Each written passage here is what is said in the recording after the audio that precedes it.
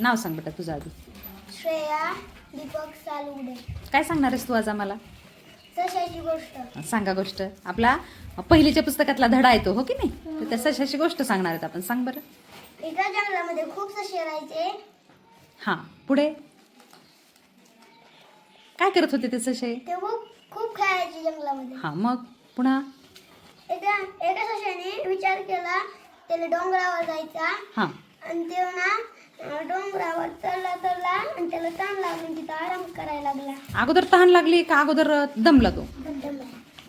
आजभर दमला तर त्याचे पाय दुखायला लागले. पाय दुखायला लागल्यावर काय केलं रे त्याने? आराम केला. आराम.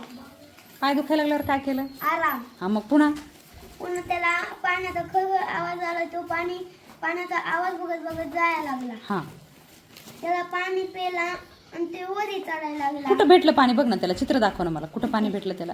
डोंगराच्या जवळ होतं का कुठं होतं पाणी? डोंगराच्या जवळ. हां, मग त्याने काय केलं?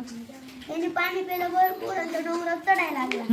डोंगरावर चढतात तेव्हा आला त्या डोंगराच्या माथ्यावरी. वा, शाब्बास. हां, माथ्यावर आल्यावर काय दिसलं बाळा त्याला? त्याला जंगल दिसलं. त्याच्यात प्राणी होत होते जंगलमध्ये. कोणते कोणते प्राणी असतील बरं जंगलात? सिंह, वाघ, माकड, ससा.